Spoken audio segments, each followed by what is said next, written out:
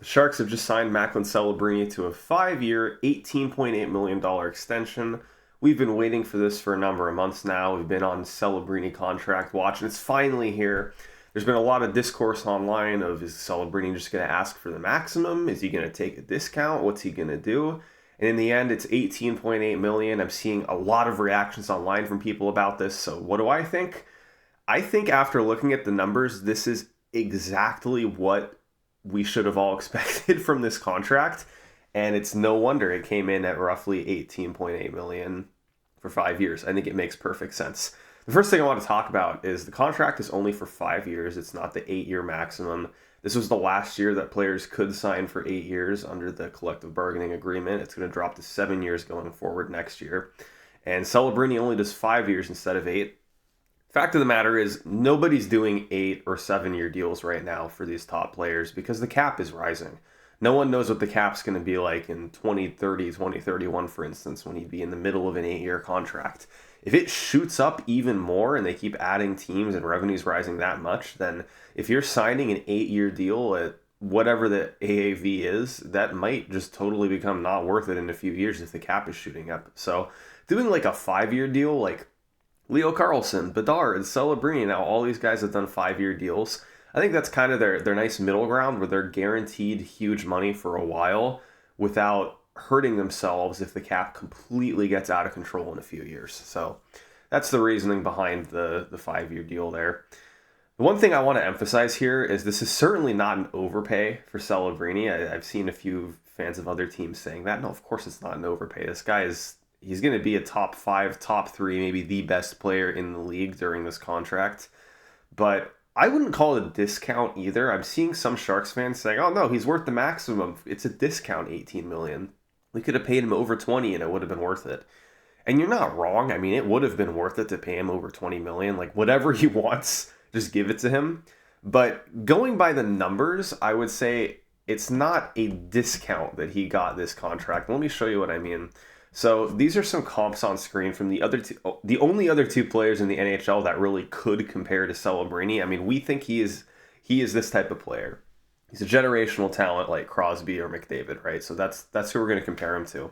And these are the contracts that these guys signed coming off of their ELCs, their first big contracts. So Sidney Crosby, of course, obsessed with 8 and 7, so he signed the 5x8x7, and Connor McDavid signed the 8-year deal at $12.5 million. And you can see those were for roughly 17% of the cap when they were signed. Celebrini's new deal comes in at about 18% of the cap. And to be honest with you, when Crosby and McDavid signed their contracts, the salary cap wasn't flat, but it also wasn't rising quickly, which is what it's doing right now for Celebrini. So when you factor that in, I would say these three contracts almost perfectly compare to each other, where Crosby's and McDavid's are for very slightly less of the cap, like 1% less of the cap, but the cap wasn't shooting up. And Celebrini, 18%, the cap is shooting up. The comp makes perfect sense. So I don't think this is a discount by any means. I think this is about in line with what an incredible talent like Celebrini has gotten in the past for Crosby and McDavid. I think it lines up pretty much perfectly. So that's how I see it. I think this contract just makes a lot of sense. A lot of people have been saying that he should have taken a discount. Come on, where's the hometown discount, Macklin? And in general, I guess I agree with the concept of if you're an NHL player and you could be earning 18 million a year, or you could earn 15 million a year, but your team is more likely to win the Stanley Cup. Like, yeah, take the 15 million and help your team win. That amount of money when you have that much might not make that big of a difference. I get where you're coming from, and I would agree in some cases, but let's be honest here. If you're going to take a discount, you take the discount when you're like 35, not when you're 20. Your first contract in the league, you got to maximize it. You need to get the money that you deserve, the money that you need. And then once you have a lot accumulated, that's when you take the discount. That's when it's like, okay, we're really trying to build a cup contending team here. We need every dollar we can get.